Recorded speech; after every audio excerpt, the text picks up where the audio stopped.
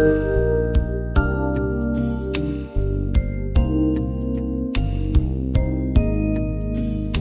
Avid's much anticipated cinema panel, The Changing Face of Stardom. Avid NSR Foundation initiative fosters creative learning across the fields of culture and heritage, literature and arts, including visual, performing and applied arts. For more information on the Avid programs, please do collect a copy of the Avid flyer from the registration desk. In keeping with our motto of excellence, Avid is proud to present such an eminent panel, and we are all indeed fortunate, as you can expect, a marvelous and enlightening discussion on the topic, which I have no doubt is foremost in all our minds. We could not have had a better setting for this talk than Good Earth, and for this I would like to thank Binu Vawa and the entire Good Earth team for their unyielding support. I would also like to thank Time Out India for their continuous support for Avid events. Our panel today needs no introduction, but I will take the liberty of saying a few words. Shyam, Benegal, award-winning filmmaker, has been involved in instrumenting major movements in Indian cinema and needs no further introduction. May I please have a round of applause for Mr. Shyam Benegal, please. Anjum Rajabali has written several well-known films, including Ghulam, The Legend of Bhagat Singh, and Rajniti. In 2004, he designed and set up and is now the honorary head of India's first full-fledged screenwriting department of the Film and Television Institute of India, Pune. He also heads the screenwriting department at Whistling Woods International. That's Mr. Anjum Rajabali. We have Sidharth Bhatia, who has been a journalist for over 35 years, working both in India and abroad. He is a regular commentator in newspapers and on television on current affairs, society, and culture. Sidharth was on the editorial board that launched DNA in Mumbai in 2005. He has also recently published his book, Cinema Modern, The Navketan Story. May I have a round of applause for Sidharth, please? The panel will be moderated by Nasreen Munni Kabir, an Indian-born television producer based in UK and a renowned documentary filmmaker and author. She has made over 80 documentaries on Indian cinema for Channel 4 Television UK and written several books on the subject, including her books on Guru Dutt, Lata Mangeshkar and A.R. Rahman. May I have a round of applause for Nasreen too? I would now like to request Nasreen to start the session. Thank you. Good evening, ladies and gentlemen. Can everyone hear me all right? Yeah? No? Okay, is that better? Okay, great. I would like to start off by thanking Asad Lalji and the Avid team for organizing this event, and of course the panelists for coming here and the audiences. Today we're going to discuss the changing face of Stardom, and we're going to do this for about, between us, for about 45 minutes, and then we would like to open the floor to questions. And I'm sure hopefully you will have quite a few. Now, why this theme? What was the point of this theme? We really felt that stars, as we all know, have always had a place of prominence. And since the very beginning of cinema, obviously, I'd say more from the sound period, you could see the amazing connection between stars and audiences. But since the 1980s, with the mushrooming of several hundred television channels, we can easily construe that the star has never played as significant a part in everyday life in India as they do today. And I will tell you, living in London, the Indian film star in Indian life is far more important than the Hollywood star is anywhere in the world, including in America. And even the social impact of the star is way beyond the roles they play. And you could say that even though the cinema creates them, they are larger than that cinema that creates them. And I would really like to start by asking Shyam Benegal, what aspect of the changing face of Stardom strikes you the most? That you see, there's an enormous change that has taken place. Say 30 years ago, a star, or say 40 years ago, 30 years ago, a film star was not necessarily seen as a brilliant role model for society. And the first change is that today, stars are seen as role models. Now that's an incredible change from then to now. The second thing I would say is that in the old days, when you had a star, the star would usually not function as a brand for anybody else or for any other product or service, which has changed. Today, the star is usually attempting to become a very valuable brand. And it makes a lot of sense for that to happen because, I remember when I was making advertising films, it used to be very, very difficult to get a star to act in a commercial. And very difficult, even if you offered a lot of money. They refused. The star refused. They would refuse outright, like they would not advertise products. So it was a completely different world. It's all changed. Today, in fact, the motivation of most stars is to become a very valuable brand. Because as a brand, you earn far more money than as a star. You couldn't earn the kind of money that somebody like Shah Rukh Khan or Amitabh Bachchan earn today as brands by simply being stars in films. They would never earn that kind of money. It's simply not possible because you see, a single film, or say, let's say you say 2 films that they might make or release in a year, not going to pay them that kind of money. Here, if you look at the number of products, it's incredible. Nowhere in the world, I think, do stars become brands for so many different products in the country. That's an extraordinary change, which means that the whole motivational aspect for a star now has itself changed. So, you become a star in order to become a very valuable brand. And you will remain a valuable brand as long as you're a star. Therefore, it's important for you to do well in your films and to see that your films do well, to retain your position as a star. And then after that, of course, you know that your brand identity will not change or it will not erode. You see, it's the same with sports people, as you know. But with sports people, as long as they're playing the game, cricketers, as long as they're playing the game well, they're fine. They're very valuable brands. Look at Ganguly, for instance. As long as he was captain of India and so on and so forth, he was a very, very valuable brand. Then slowly that started to erode when he, his level of play also got older and so many such things. And therefore, for instance, I think the problem for Sachin Tendulkar also will be very similar. Because at this moment, he is the most valuable brand as a sports person. Because this is what makes his earning larger than somebody like, one of the very expensive basketball players or something in the United States or some football player in Europe, So you have that kind of a situation that has happened to cinema. It wasn't so in the past as far as Indian films were concerned.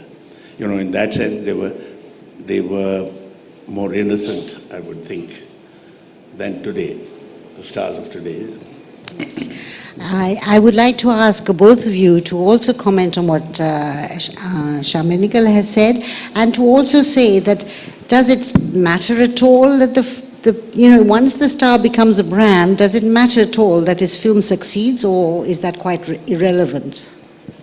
No, to answer your last question first, which is what Shyam Babu actually said, that he remains as a valuable brand ambassador only as long as he is popular as a star. And in fact, a lot of the younger stars, Shah Rukh, I do remember, in the initial days, used to do films, I was told, in fact, at a very competitive fee.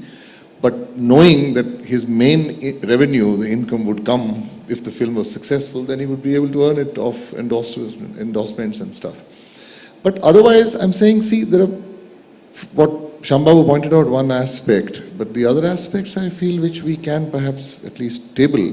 One is that there used to be a certain mystique about stars. I mean, Sehgal or even the Dilip Kumar, Devanand Raj Kapoor era, or after that Shammi Kapoor, even to the extent of Amitabh Bachchan, early days, where they were elusive, there was a certain mystery about them, there was a lot of speculation about their lifestyle, and a star sighting was a rare occasion. I mean, people would remember that, that I saw so-and-so star. I mean, they weren't very easily accessible. Today, they're coming out of your ears. I mean, television, and there's an overkill in every respect. I mean, excess seems to be the name of the game. And in the process, that rarity which was there, that the particular aura which defined stardom has now changed, okay, completely. When a film is to be released, the promotion, I mean, they go into overdrive. I mean, Ravan, of course, is the case in sort of extreme point, so to say. That is one thing. The other thing is, see, in a discussion, Munni, a friend of mine commented, actually, it's a very important observation. He said, if you look at the three eras that India has seen in terms of stardom, I mean, one was the Dilip Kumar era, then came the Amitabh Bachchan era, and then the Shah Rukh Khan era, in that sense, broadly speaking. You look at the persona of Dilip Kumar on the screen, it was important at that time that he be morally right, that he be legally right, his character that is, and he be emotionally right. So you had to be justified on all these three counts. Then came the era of Amitabh Bachchan, and if you look at his persona and the characters that he played, you didn't have to be legally right. You just had to be morally and emotionally sort of correct. Then came the Shah Rukh Khan era, where it didn't matter. I mean, you didn't have to be legally or morally right. You only had to be emotionally justified. I mean, if you look at the Bazigar and Dar, etc. So it is interesting that this also, I feel, reflects changing sort of social morality. What I discovered while researching, because I kept my research focused on the 50s and 60s and a bit of the late 40s. I mean, the late 40s is a very fascinating period because you're seeing a transition in society. You're seeing a transition, we are becoming an independent country, and the stars themselves are slowly, the idea of the star is being born. I mean, I would say there were 30 stars and all that, but really speaking, Ashok Kumar, that kind of name, a man who could run a movie on his own, and then came these three stalwarts. They all had their three different personas. So what I found during my research was when I met and interviewed Dev Saab several times, the one thing he constantly brought up and scoffed at was the idea of a film star advertising. He constantly brought that up because he said, we may be performers, we may be mirasis, we may be actors, we may be, we'll sell ourselves to the highest bidder in terms of the man who gives us money and all that kind of thing. But we have to be true and loyal to the screen. The screen is the big screen, that to the big screen, because he couldn't get his head around the idea that somebody would actually come on television. That he couldn't understand at all. And he said, we have to be loyal to the big screen. And in that sense, I think he was echoing what he felt was his world, that is Hollywood of the 50s, where the star had to have so much distance, mystique as he said, so much distance, that he couldn't possibly come out of, people's cell phones, that they should be looking at their screen and there you can see so-and-so selling cement to them or whatever. He couldn't imagine that. And that made me think, because when I was pursuing this notion that, modernity was being projected by cinema at around that time, certain kind of cinema, that these were people who knew their place. They may not have had a place in society in the traditional way. There were parts of Indian society which did not even want to know them, but they knew what they stood for. And there was no extraneous idea to that self-belief or self-knowledge that we are full-fledged film stars, this is our profession, and we are supposed to go out and act, and yes, build up a certain kind of mystique. I mean, I saw him in his late 80s, I traveled with him, mid to late 80s, and he still pulled in some people who wanted to come and shake his hand and say hello to him and all that. It was quite unique.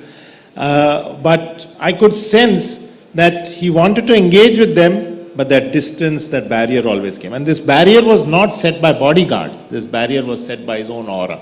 So I think that was one thing that I did notice. I think it's very, very interesting what the three of you have said. And when you were talking, Sidharth, about the star of the 50s and perhaps even the 40s, they could not see selling anything beyond their roles. And we have to say one major difference that's taken place from the 50s to now is that the writers and poets of the 50s were people who were communists, Marxists, and had believed in values and a system of values much more than today. And what informed the star and his role in that time were everything to do with values. We should not be dismissive, but today what informs the writing of the cinema is success and basically not seeing too much of people who are not successful. So when you have that as a basic value, your star has to start selling because he's selling that in the films. He's selling being successful. Do you think I'm on the right track or way off, Shyam Babu? No. Of course, you're quite right. I mean, there's no question. There's no question about it. That success is all. I mean, there's no two ways about it. This has happened really over a period of time, in the last 15 years, essentially. I mean, 15, 16 years. Before that, because the world was a slightly different place as far as India was concerned. And earlier, certainly in the 40s, 50s, and so on, because there was no way you couldn't possibly be one way or another socially engaged. You had to be, because, it was the time, soon after Indian independence, and people like Raj Kapoor and so on, all the stars of that time, they always had a kind of political position that they took. It may not have been overt in any way, but they did take positions. They clearly, and most of them, I'm happy to say, were Nehruvians, because that's how I think the whole idea of secularism and so on and so forth. And then we've always had this, I don't know how much of it is actually true, this myth about the integrating force of Bombay cinema, But part of it is probably true in any case, because obviously it's pan-Indian cinema and it goes all over the country. But the fact is that these stars, now the stars are very different, totally different from that era, because that no longer is actually something you think about. Now you are talking about the world in which your own personal success is by far the primary objective. There is no question about it, which is one of the reasons I believe that for the young, the star today is much more of a role model than he was at that time. And at that time, in any case, the star was not, film industry itself was not necessarily seen as perfectly legitimate. Somewhere there was a slight air of not being totally legitimate, in the sense that, you never, for instance, simple example, how many film people, film stars could become members of, say, Bombay Gymkhana Club? Not one. Yeah, but at that time, there was just no way. Wellington Club, I think even today, they don't take film stars. I don't think so. Somebody will blackball them. Now the fact is, that sort of thing in India, that thing is now changed. Changed in a very dramatic way, because you have. I can't think of a time when, say, even somebody like Dilip Kumar or Raj Kapoor or any one of them could automatically walk into the Prime Minister's office. They couldn't do that, but these guys can today. They just have to go to Delhi and say, "May I see the Prime Minister?" And he'll be able to go and meet him, because you see, the fact is there's so much public. There's a huge, it's not just an image, there's a huge public following, which politicians would also like to make use of.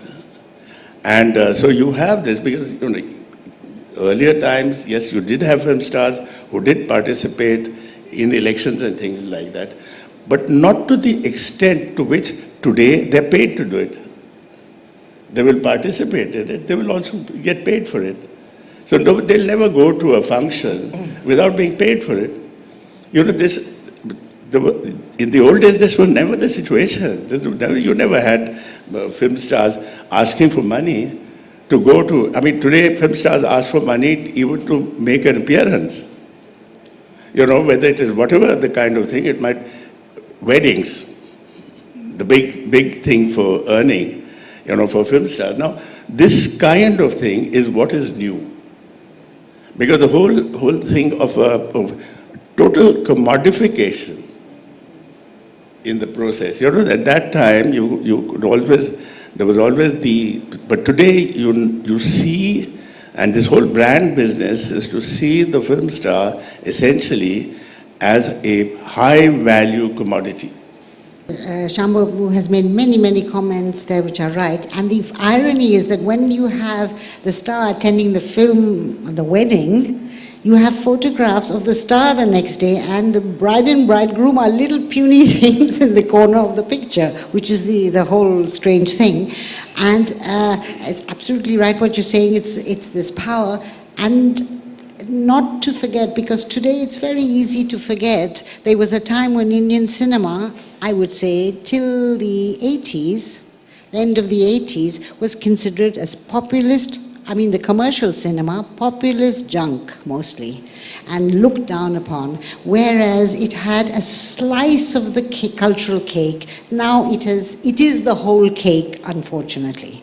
I would like Anjum to tell us, because he's been writing scripts for so many years, in what way in recent times have the scripts and the screenplays enhanced an actor into a star? How does a screenplay do that?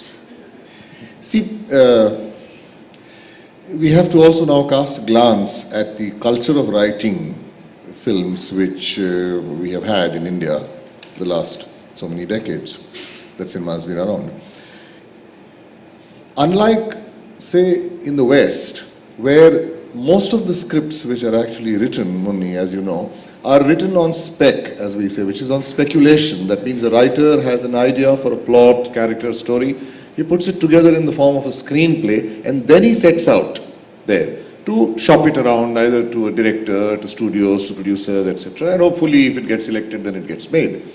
In India, almost all the films that we have seen, have been based on scripts which have been assigned scripts. That means the director and the producer get together and think up a project. Okay, let's make something which will have Dilip Kumar those days, etc. Dilip Kumar and this sort of a combination, Vaida Rahman, etc. We need a story to get this going. So they would approach a writer, or they had a writer with them, whether it was one of those stalwarts, who would be asked then to write a script for that. So almost all the films, Munni, which have been written knowing what the project is. And usually the casting is already done at the plot stage itself. Okay, this is the kind of role. Would you like to play it? He said, yes, if the script works, I'd like to play this role. So the writer writes it keeping the actor, his style, his strengths, his persona in mind. So in that sense, scripts have gone towards enhancing the platform that the stars have. Some of them, of course, have been designed as star vehicles, particularly when stars are launched. So a big man has a son and he wants to launch that, and he perhaps bankrolls the producer. So the role is written to showcase this star. So, those are sort of specifically designed for that. Otherwise, most of the times the writer knows who the star is. Now things are changing a little bit, where things are written on spec, and then they look around for stars. The other thing also which I wanted to sort of also react to what you said and what Shyam Babu also said, that yes, it is true that cinema may not in all circles of society have occupied a very respectable position. Like parents were not very happy when their children chose that, especially girls, if they wanted to become, because it was said that they lose morality and all the other things which go with it. And yet there was no doubt that stars had very, very strong followings, Shyam Babu. Following they did have. Yeah, Rajesh Khanna's, fan following, it is unparalleled, right? Crazy things people would do, which people are perhaps aware of, at least the older people here, that when he fell ill, if there was news in the media, then the fans, especially women fans, women are, they would put some whatever, what is that, one cloth, one handkerchief there on his photograph and put some, eau de cologne and to sort of hope that he would get well. People who get married to their photographs and Bachchan, of course, and then the kind of temples which were built, which you don't find now. I mean, MGR had some, God knows how many thousands of temples in his name. Mr. Bachchan also had. And so there has always been a certain mania which they have sort of generated, except that now the quality of that, of course, as Shyam Babu mentioned, has changed because they're available everywhere. Twitter, Facebook, I mean, every media. I mean, like he said, they're jumping out of your cell phones. I mean, they won't give you a break even if you don't want them. So that, of course, the transaction between the star and the fan has altered right now. But it's always been, I mean, they've always, and there were role models also. I mean, Dilip Kumar was definitely, I mean, his Devdas persona was, I'm sure, used by many an alcoholic to justify their habit, saying, oh, I am in love, and so I am drinking. The dialogues which you were talking about writing, I mean, every star had lines which also were remembered and therefore by association. I mean, the most easy ones which come to mind right now are the ones which Salim Javed used to write, like for the Gabbar Singh thing. Now, those, of course, are more well known. But if you look at Dilip Kumar and Devdas, now that we were talking about, I mean, that famous line which he gives to Chandramukhi, where she says, ke, I mean, tum pee rahe ho ye soch ke tum bhool jaoge? And his reply, which we used to sort of echo for years together, ke, kaun kambakt bhool jaane ke liye peeta hai? Main to sirf isliye peeta hu ke saans le sakun. I mean, it sort of certainly thrilled us when we heard that. Likewise, so many, So, yes, the scripts do make stars. I mean, there's no doubt about that. I actually, when I was thinking about this kind of change between the populist culture and so on, I should have defined it by saying it was the upper middle classes who were a little snobbish about it. But actually, the majority of the population up to this, throughout, were very, very keen on the cinema. And in the 50s, it was also the middle classes who loved the films. Later, it got a bit shaky. I remember once interviewing Johnny Walker, and he said in the 50s, the car park in the cinema was full of cars. By the 70s, there were no cars, which means people who owned cars and who were slightly more affluent had stopped going to the films. That was his comment. I would like to ask Sidharth, who has written this wonderful book on the Navketan, and of course, Dev Saab and so on. I'd like to know how much does owning your own company, which was Navketan, help to enhance the importance of the star? Yeah, that actually was a phase of transition because around that time, which I was speaking about a little while earlier, the studio system faded out. I think Bombay Talkies really was among the last big studios. There were smaller studios, Filmistan came about, but the big studios, Prabhat, Bombay Talkies, etc., faded out. Now the studio system was our own writer, the star on a salary. I remember reading somewhere that Sulochana, there's Ruby Myers, was the highest paid star of her time because she had a monthly salary of 5,000 rupees. But everything else was taken care of. And by the way, incidentally, I must also tell you that in Bombay Talkies, the stars were expected to appear in advertising, which was made by Bombay Talkies Productions. So, but you were a paid employee. But the studio system started collapsing. And the stars that came up realized that they had something unique to offer. That the films were basically written around them, around their personas. And if they could assemble a small group of 2 or 3 people, then this could become a kind of a traveling band which would move from film to film. Navketan, as you know, I mean, the history is that Devanand told his brother, he had a brother in-house who was a director.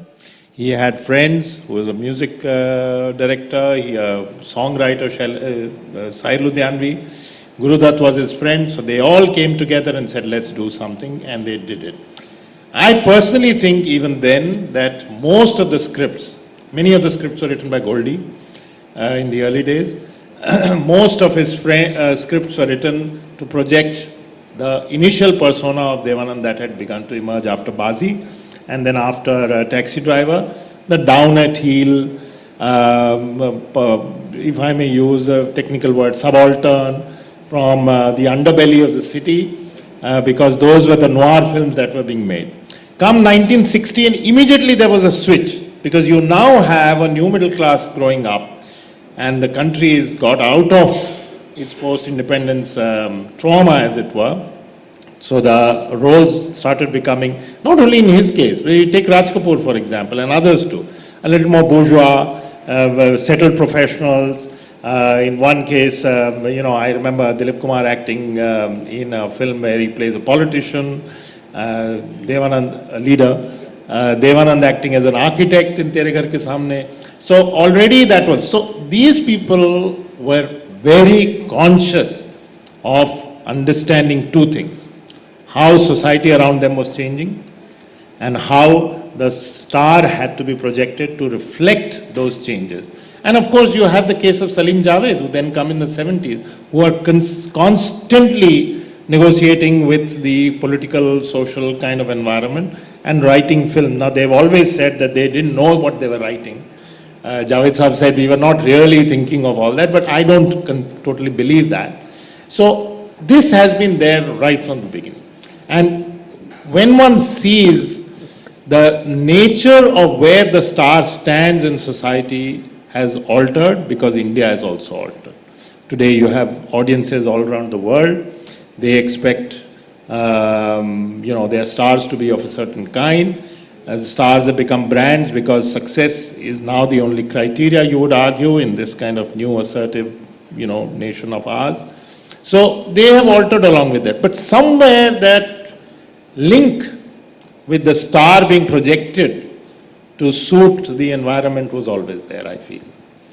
But I had a very interesting comment once from Dev Saab quite recently when Mohan took me to see him, and I said to him, I thought that a star has to have a winning smile, and then he added, and must look good in close-up. So I would like to ask you, Shyam Babu, you have cast many newcomers and people who are really the leading actors of Indian cinema, the very best.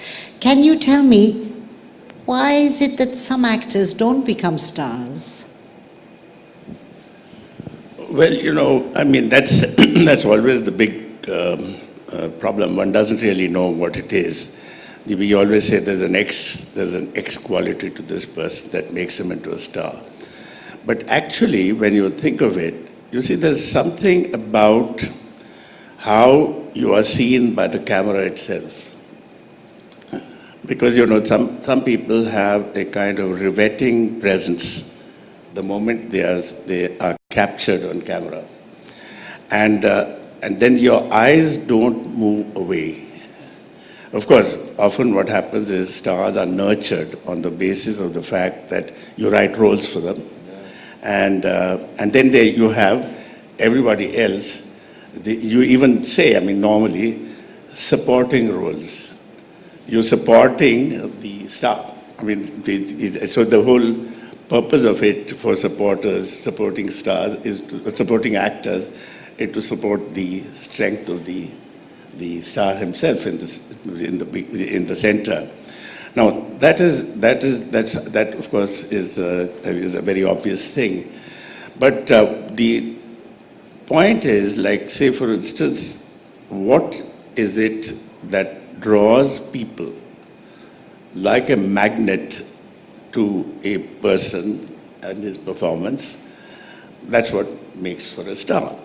The star doesn't necessarily have to be a very good actor, but there are certain turns, what we call a star turn in a film. There's some things, like this wedding smile of Devanand, for instance, was one of those incredible things that caught people's fancy. And those kind of things become eventually kind of trademark. For any star requires one or two things that become their trademarks for film after film after film. And if you don't get to see that, then the film usually fails. By and large, it's always happened that your film will fail. I remember, which was the film of Devanand's, Amitabh Bachchan's, when he changed his voice? Agnipath. Now, rechange it back to. yeah, now Agnipath was a very interesting thing because he did attempt to do something that would get away from the normal Amitabh Bachchan and the normal delivery, which he was very famous for in films, and then suddenly it didn't work. It didn't work at all, so I'm told, I'm not sure whether, but this is the mythology, that it was redubbed by him in his own normal star voice, which he used. Even if you remember, Nana Badekar, Yes. of course, was also loved for his dialogue. Yes.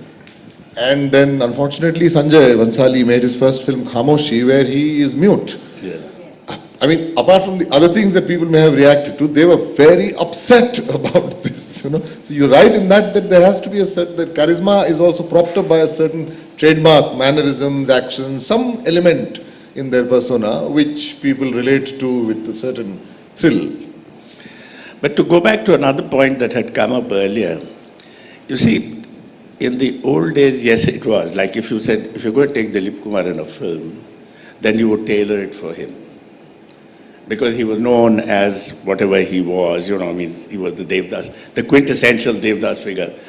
And whatever film he did, he played the quintessential Devdas figure. You know, so that was his style and the manner in which he spoke. And there was a lot of what one might call a certain kind of attitude of self-pity, which was very important, because that is the original Devdas in any case. So, and that became the standard for all teenagers in India, and school students and college students, when they fell in love. And, you know, it was always a kind of vastly self-pitying situation.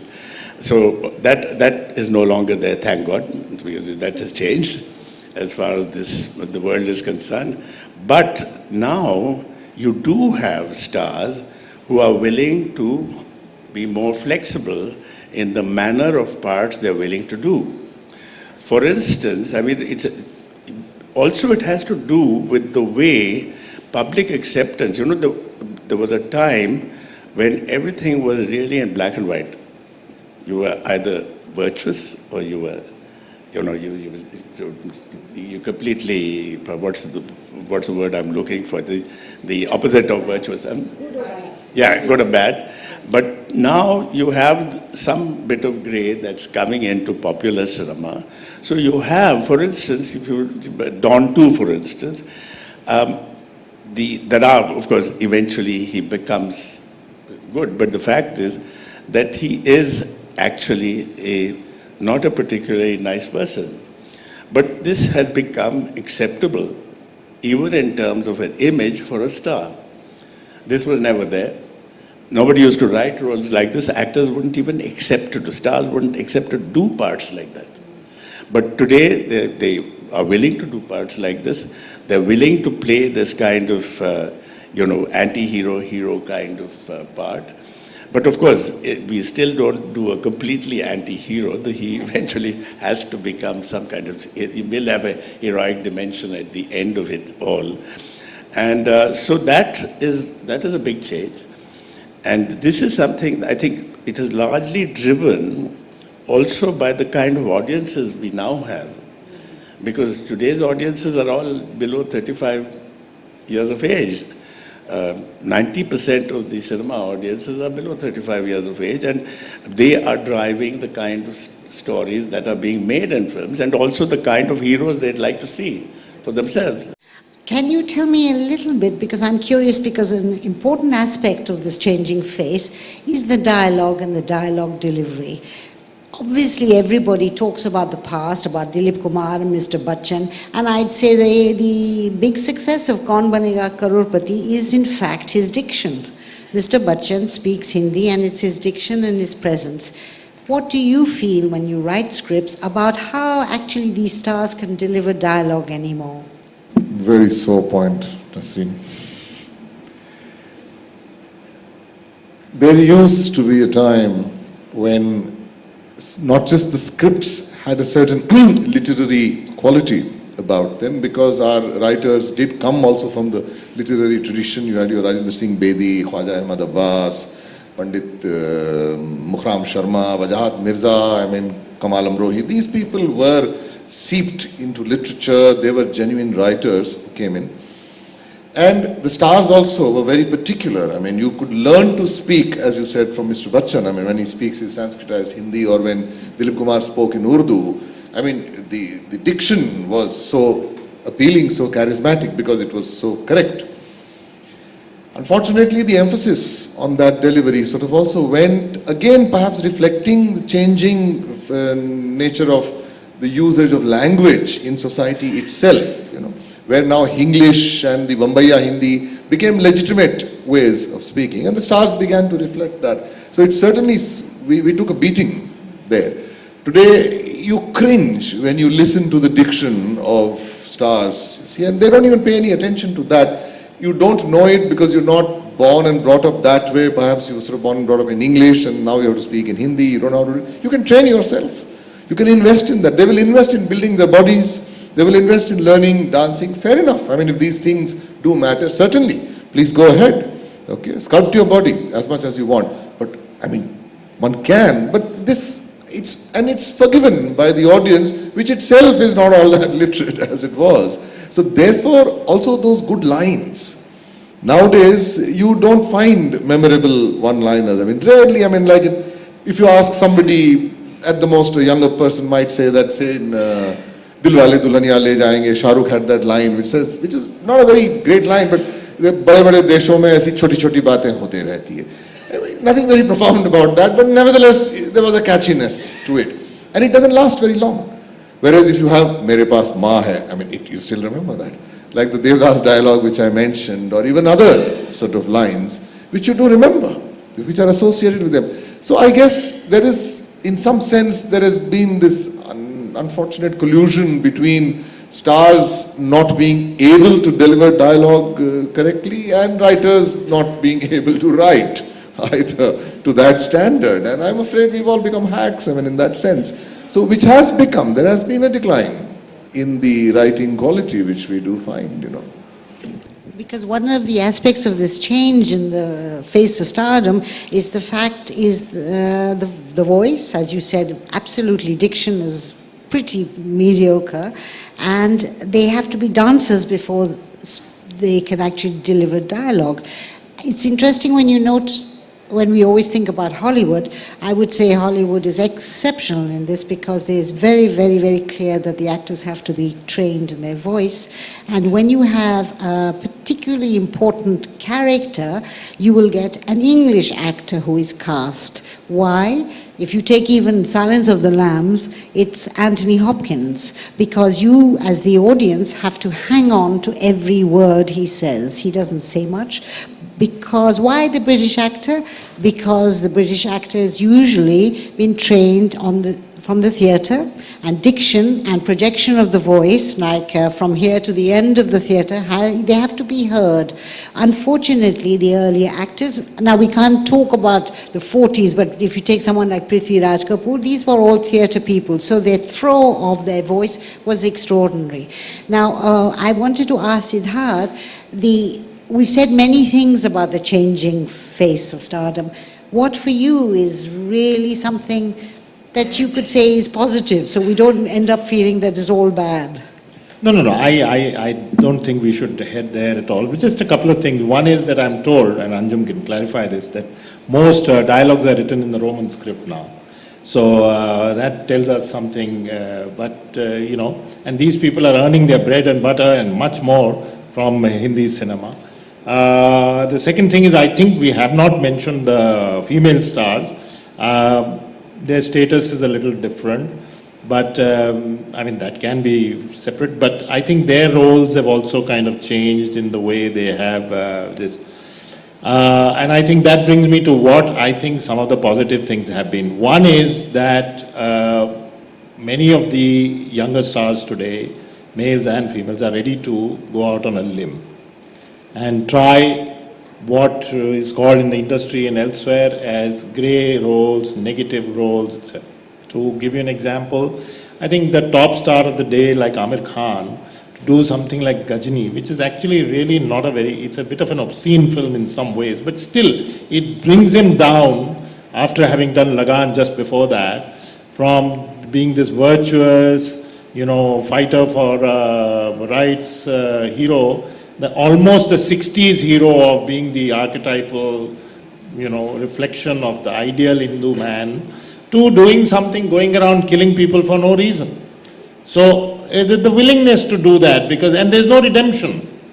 Bazigar, there's no redemption. I mean, you don't have in the end that he's saying that, okay, I'll become a much better guy or something like that. So that willingness to go out on a limb, because again, when we were mentioning Dilip Kumar, he did one very strongly negative role in Amar. I mean, what he did there was totally against everything he stood for. And the film didn't run, of course, but it was a very strong, or in Andaz, for that matter, in a smaller way. So there were those things. But by and large, I think the idea was till everything changed with Amitabh Bachchan, and I think Amitabh Bachchan opened doors for a lot of people. So I think that's a little positive. The films have become a little more complex. Because of that, society has also begun to take to those films. Audiences are ready to relate to those films. Again, one of the other good things that I notice is that, people who have nothing to lose, younger faces, are ready to come out and do something a little negative. So I think our films are also becoming a bit complex. So that's a good thing. Before we get off the subject, I think what really has also happened in a larger, if you look at the larger picture, is that we have become, films have become far more democratized than they ever were in the past. There's always been a class thing, because if you look at the characters in older films, you will always find that there is a lot of status consciousness. Servants speak in a particular language, and the masters speak in another language, and so on. So there's always a difference between the way people spoke, and there was a difference in terms of the class that you represented, and that today has become far more democratic, because the language itself has become far more democratic in the way it is used. Younger people, certainly. It doesn't matter which class they come from, they speak more or less the same kind of language, same kind of dialect, same kind of language, they use the same kind of swear words and everything else. This happened in other countries much before it happened here. In Indian entertainment in India, film entertainment, it has been happening here slowly, but today it's very evident that is the entire process, it's a process actually of democratization. I mean, this is how I see it. That's how it is working, and the language certainly represents that, the manner in which the language is spoken. Of course, as far as I'm concerned, in my own films, I've been much more culturally specific in the sense that I've used the dialect of that particular region wherever I've shot a film. Because in any case, most of my characters didn't belong to kind of upper class. So if they did, they did represent that in this kind of speech they used. But then this is how I look at the world, and therefore, to me now, when it comes to popular cinema, I think it's far more democratic than it ever was in the past. And to me, this is a very important development in the Indian cinema. And when film stars, when you have stars talking like that, now for instance, a film like Delhi Belly would have had no acceptance whatsoever, even in metropolitan India, say 10 years ago. I don't think so. But today, it's possible for a film like that to actually succeed and do well at the box office. So these kind of changes that have been taking place, and then of course, about the star, the idea that the mystique of the star, and the mystique was because of the distance, this according to me now actually is probably a myth. It probably has no reality to this, because when stars in the old days did not act and sell products, because they felt that it destroyed their image, they brought them down, they were diminished in some fashion by doing that. Today nobody thinks that way. Nobody, not even the audience, thinks that way. When stars go advertising different kinds of products, and they're seen all over the place, meaning that they're overexposed. There was a time that you didn't want to be overexposed because you felt that you lost value by being, overexposed. But today, on the contrary, it appears to be helping. It appears to be helping you to retain brand value by having constant exposure everywhere. And now that, we live with such media-saturated lives, so you find that they're all over the place. If they are all over the place, they don't seem to have lost value on account of that. So that hasn't happened. And therefore, when Amitabh Bachchan came to Kaun Banega Crorepati, everybody at that time thought that this man is lost all ability to hold an audience in the cinema. But that was his second coming. It's an extraordinary return because he reinvented himself in a completely new persona, which was hugely acceptable to everyone, universally acceptable. So he created a brand new and most extraordinarily wonderful image that has stood him in such good state. Those are the kind of changes that I'm very interested in looking at, Shyam Babu is absolutely right. I remember some films in the 60s when you have Shashi Kapoor, who is acting as a driver, and he comes into the house and he's so awkward and embarrassed because of his class, and he kind of tiptoes into the room. I think it was a Yash Chopra film, maybe Waqt. And then now you have Sanjay Dutt, who comes along into the class, into a room full of bourgeois and call them all mamu. So you see, it is immediately breaking down all those barriers. And I honestly do think it's a very complicated thing, because on one hand, these stars are everywhere, but they're still in great demand. So I don't know quite how it works. It could be an overkill or not. I think we come now to our 45 minutes, and I would think it's time now to get some questions from the floor, and we can carry on talking. We'll talk for another, say, half an hour, 40 minutes. Is there any question from the floor? I think we have two mics somewhere. Yeah, there's one there. Who would like to be brave and start?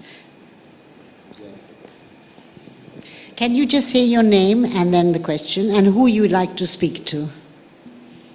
My name is Gyan Prakash, and I don't know, I throw the question more generally to the panel. But partly it was sparked by what Mr. Benegal said earlier, which had to do with, how stardom is to some extent derived from accomplishment. Could you keep the mic slightly away? Okay. So that I can... Stardom is based on certain kind of accomplishment. So, for example, you have a sports star who does well, and then, he's a star, but then the moment his performance dips or retires, then he's no longer a star. And one can think of a number of film stars that way as well.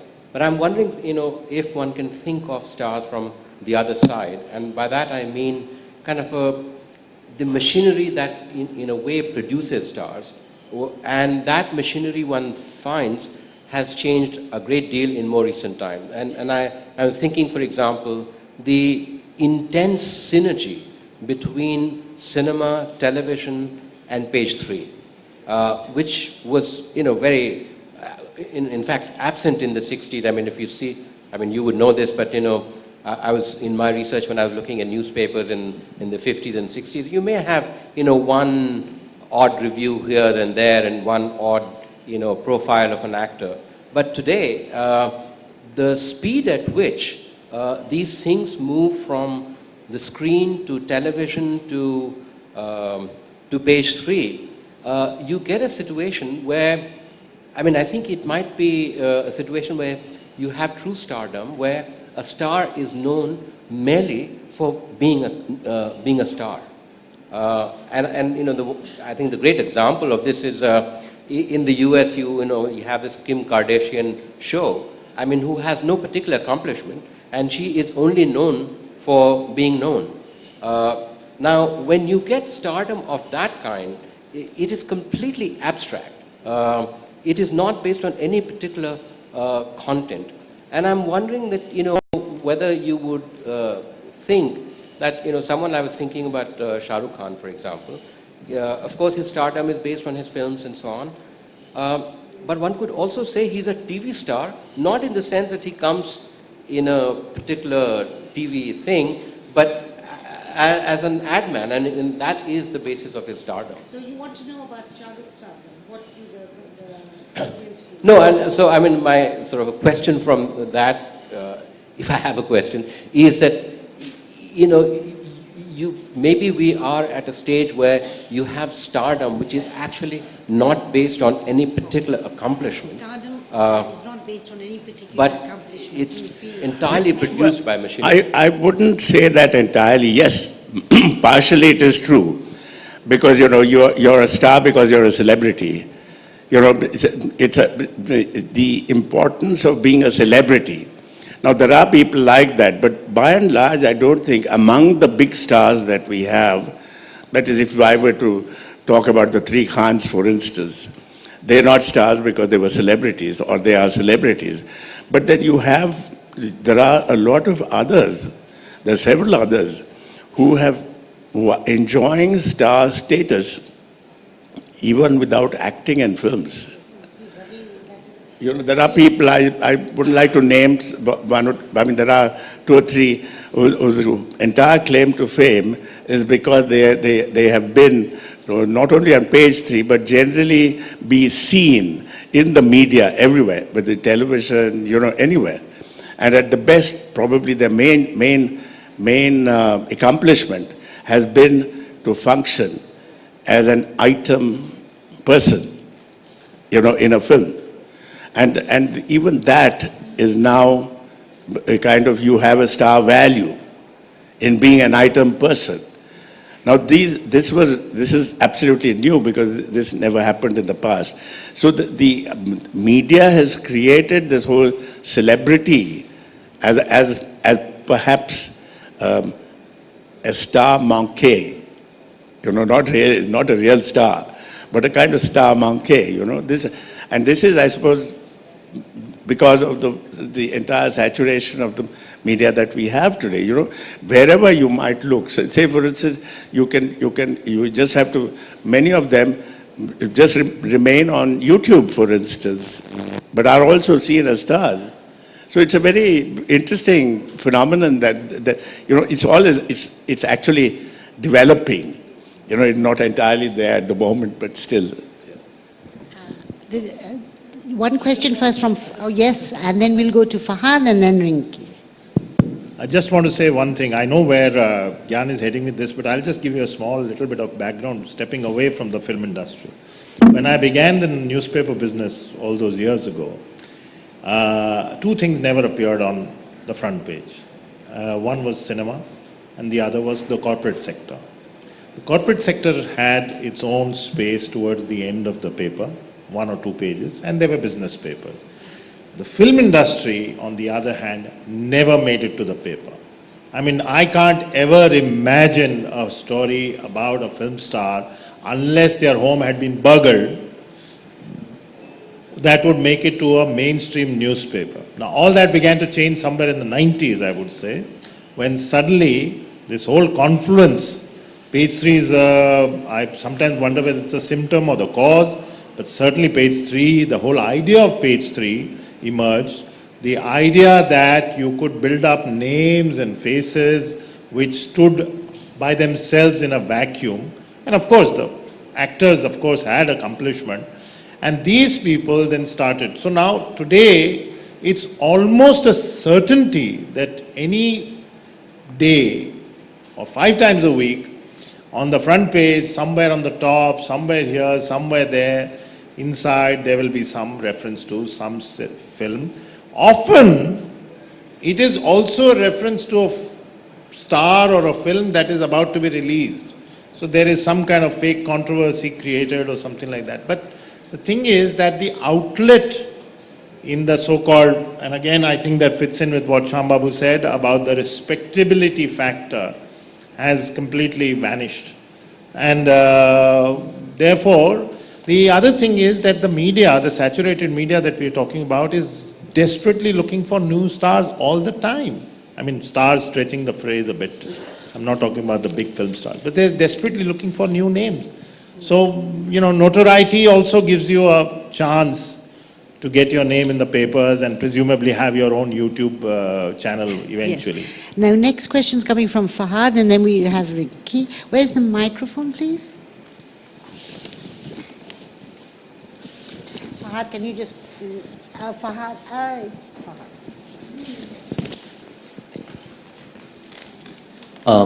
I'd actually like to pick up from where Sidharth slightly mentioned about female stars.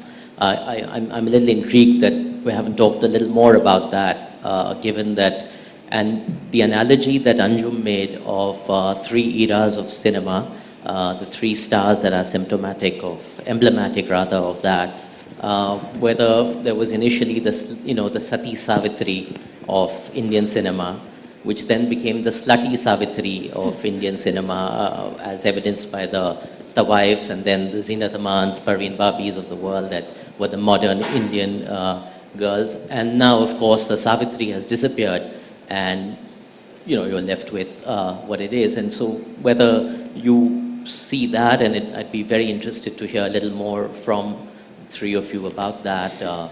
And would you like to start, Anjum? It is. It's just that for these 3 faces which I mentioned, they kind of, personified that, or as you said, they were emblematic of these changing trends. But even amongst women, you definitely had that, except that you don't, apart from Zinat Aman, that way if you're looking at it, maybe Nutan and Zinat Aman, and then nowadays if you look at it, then maybe, somebody like Katrina Kaif or Kareena Kapoor or etc. But yes, certainly, that was sort of reflected there too.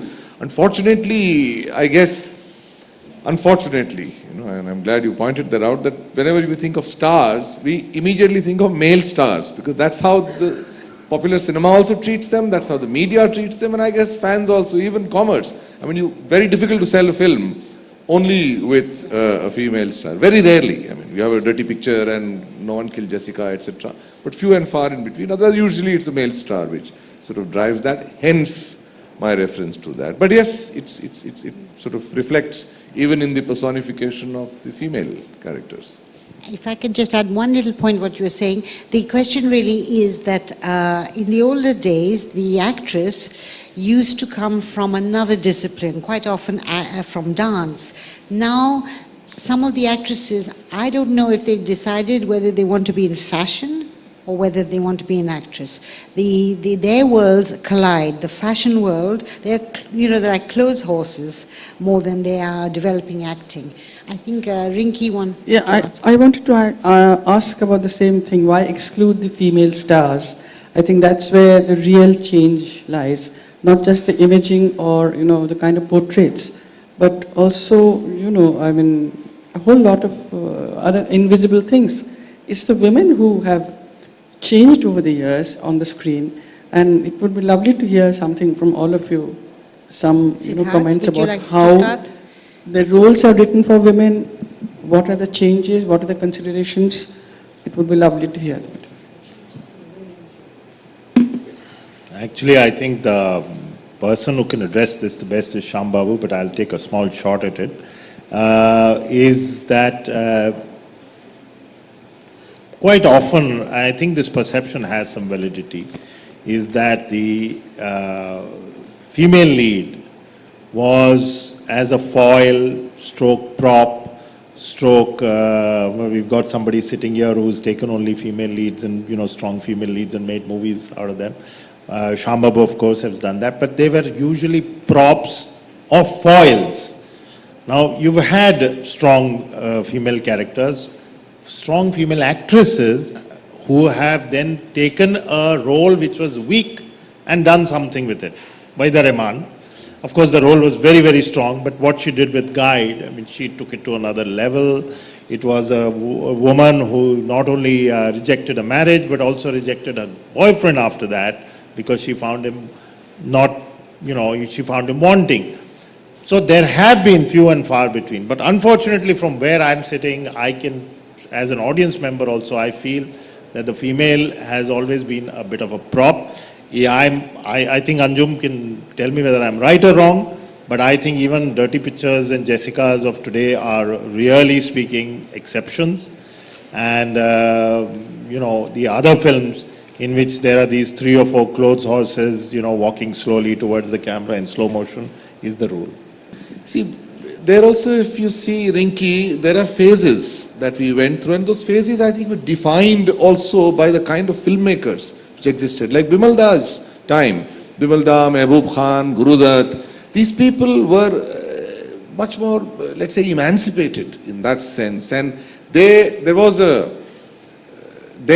if you can sort of go a little deep in the psychical aspect, I mean, their masculinity and their femininity seem to be more integrated, usually, and more resolved. So in that sense, the Bandhani, Sujata, whether you had Madhumati or Mother India, and, so those roles were seen actually as characters which made the story happen. Then, of course, we went through a phase where the men started dominating, whether it was starting with perhaps with Raj Kapoor, even in Devanand's films, or Shami Kapoor's, etc., where the woman became somebody who had to be rescued, who made the plot happen by getting the male character to respond to her distress, to her weakness, to her vulnerability, or to her seductive charms. So it was the response which actually made the story happen. She merely stimulated that. Now you do find, again, the younger crop of filmmakers taking those roles a little more seriously.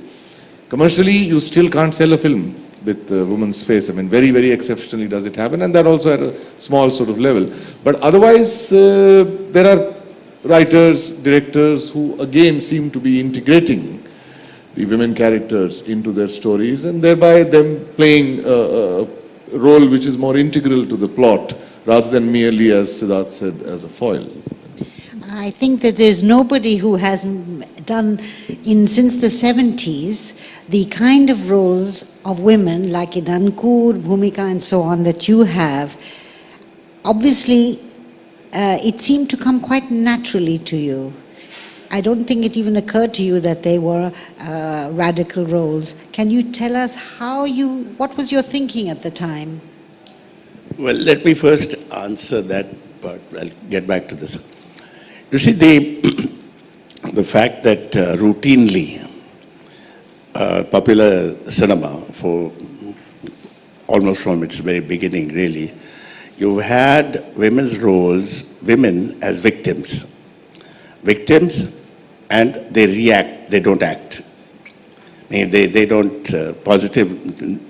it's always reacting to something, or they're totally victims. And as victims, objects of pity and often of sympathy and so on and so forth. And therefore you're supposed to cry or weep at the plight of a woman.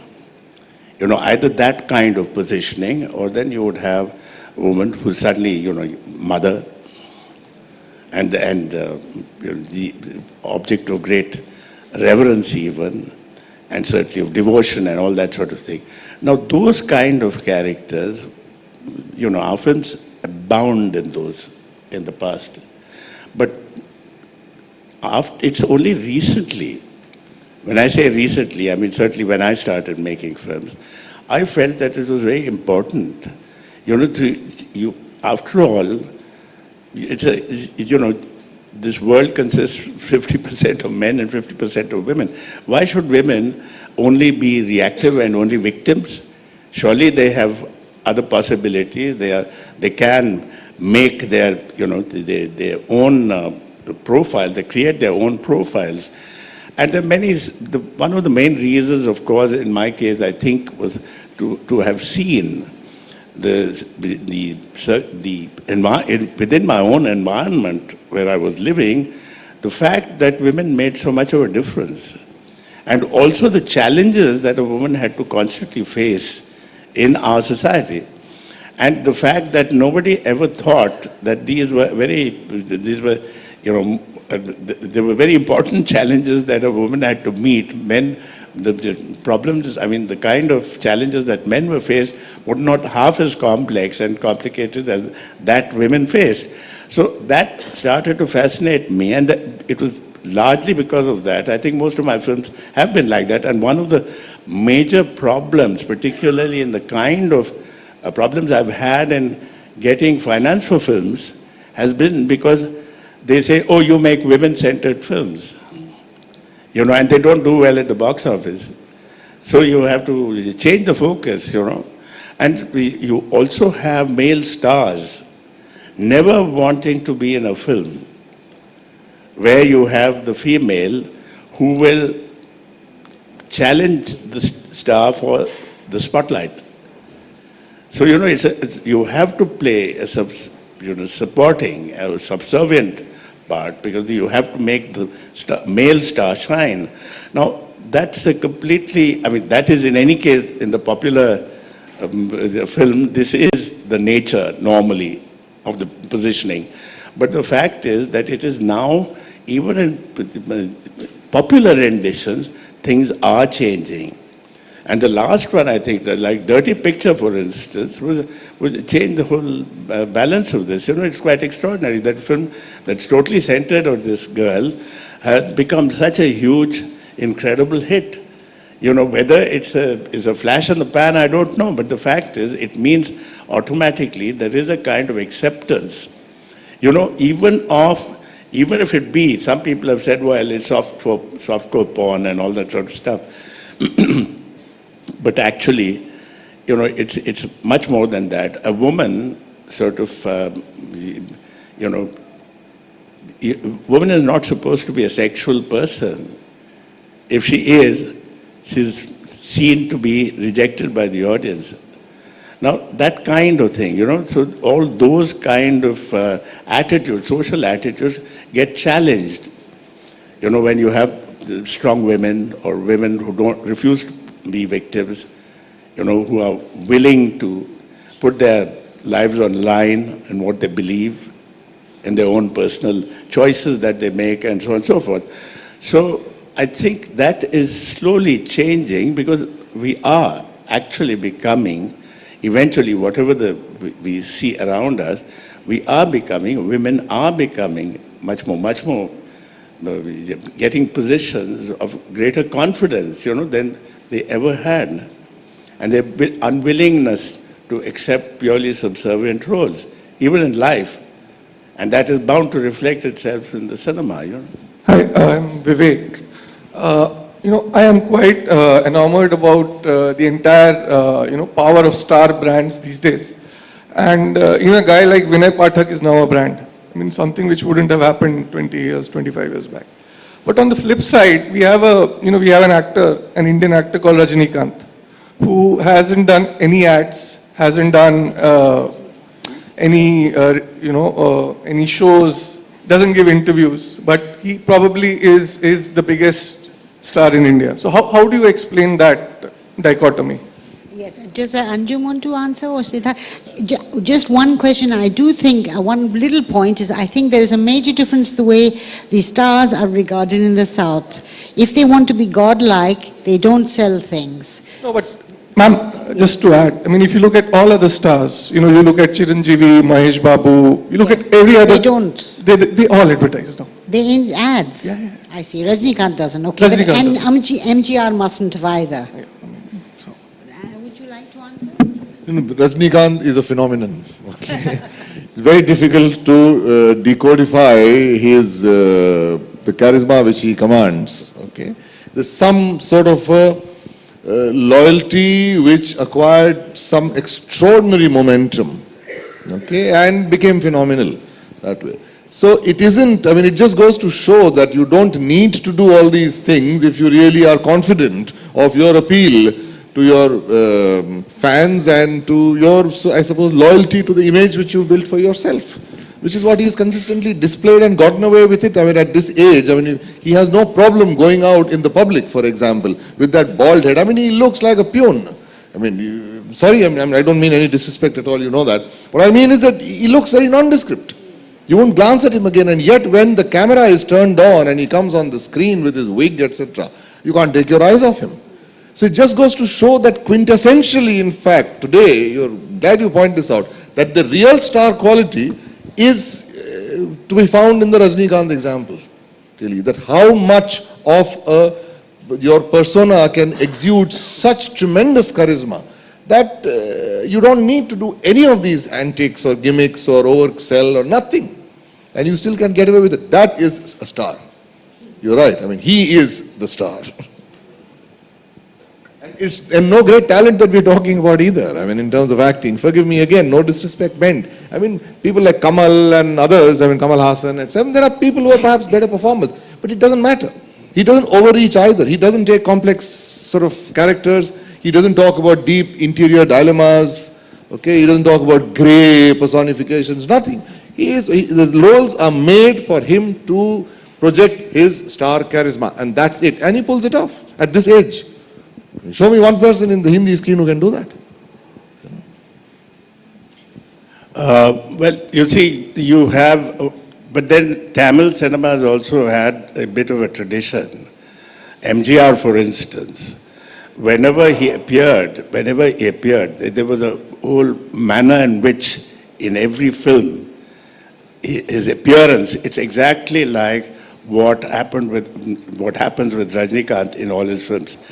With MGR too, it is exactly that. The audiences would just sit there, waiting in anticipation for this man to appear. And he didn't appear. The titles came and went, and then some little something happened, at which point he would kind of jump into the frame. You know, he would jump into the frame in a particular way, and there was a certain kind of posture he'd take, which just turned the audience absolutely hysterical. And they would throw money, you know, which is also something that happens to Rajnikant films. Now, the fact is that this is prior to the fan clubs. You know, I'm talking of MGR in the earlier days. Later on, of course, they all had their fan clubs, and they just boosted this kind of behavior in the theater. You know, this did happen. But the fact is that in Tamil cinema, it's been there. You know, it's Shivaji Ganesan was another incredible, the moment he came, and he had this great declamatory style, you know, incredible declamatory style, and he could make a speech for about 7 or 8 minutes and leave the audience in absolute tears. You know, it was that kind of personality and contact that he had with the cinema audience. So you have that there is a tradition in Tamil cinema of that kind, which Hindi cinema really did not ever have. You know, in Telugu with NTR, basically with NTR, after that there's nobody, you know, of that stature. So you have, but these are things, these are phenomena of a certain kind. But I think Tamil and Telugu cinema are somewhat different certainly from the way Hindi cinema works. You know, and then there, of course, when you say adulation goes almost to a kind of reverence that you have only for deities, you know, so which you don't have here, of course. I mean, with Hindi cinema, you don't have that kind of fan response. But it is a very interesting thing. But I have done no study on that aspect, because there are people who've studied this about the phenomena of somebody like MGR or Rajnikant or Shivaji.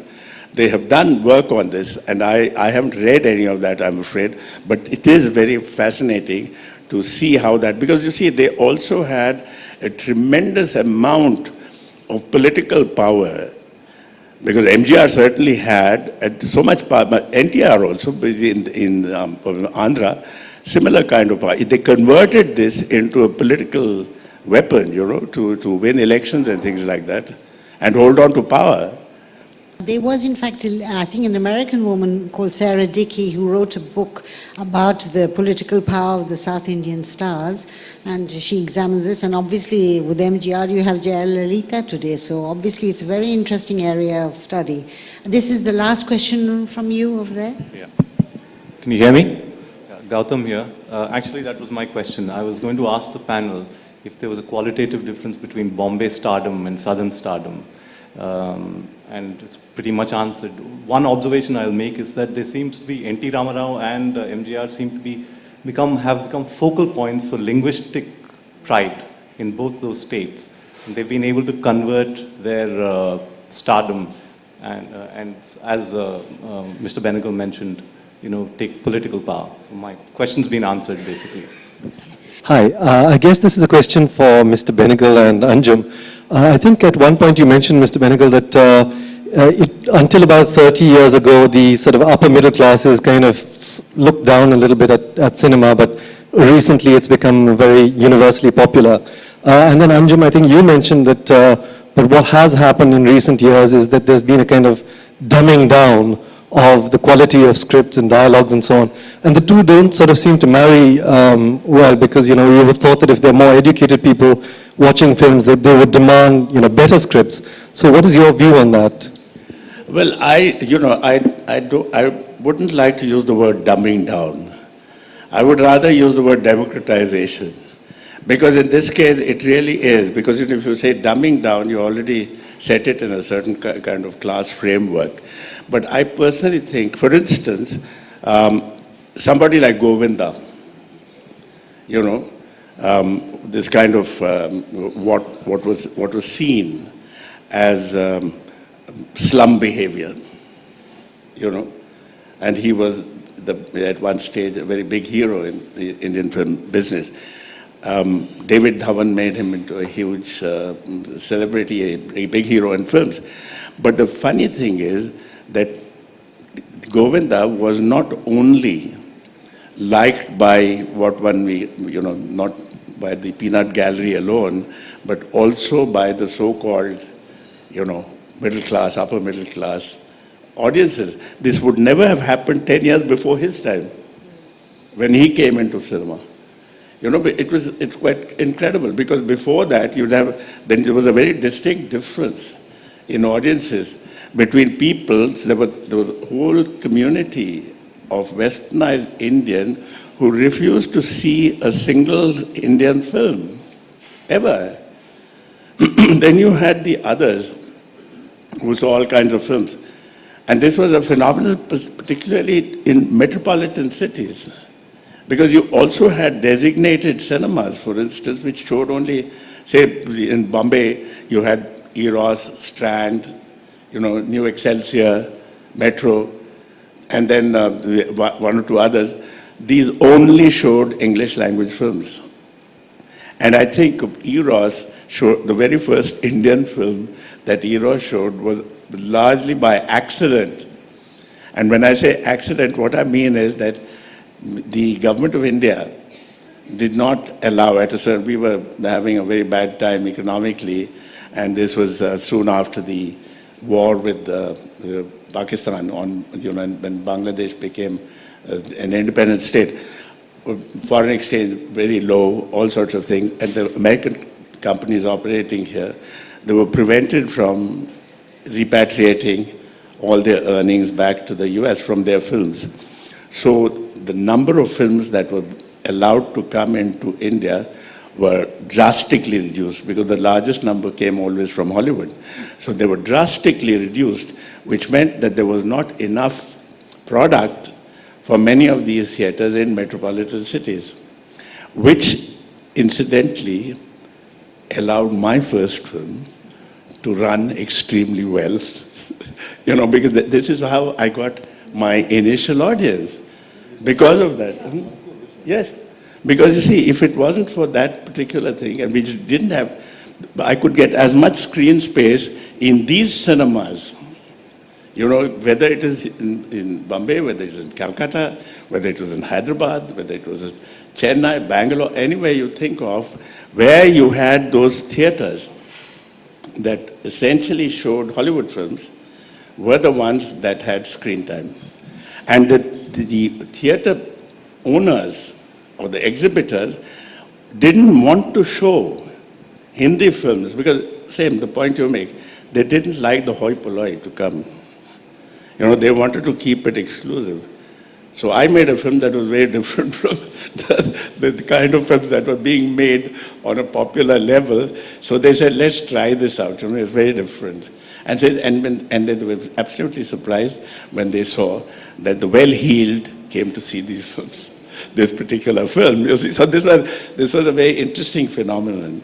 And everybody at that time even remarked, I mean, there were people who remarked that this is, this man, he's doing this is kind of exotic and whatever else, But the fact is that later when it started to do well in Mofussil towns and A-class cities, B-class cities and so on and so forth, that's when everybody recognized that there was something to this kind of cinema. But before that, they never believed that there was any hope for it. But this was actually accidental. I think we could talk about this for many, many hours, but we were hoping to kind of wrap up for now. I'd like very much to thank the panelists, Shyam Babu, Anjum and Sidharth, and if we can give them a round of applause, please. Thank you very much. And there's another one which is Say It in Color, which is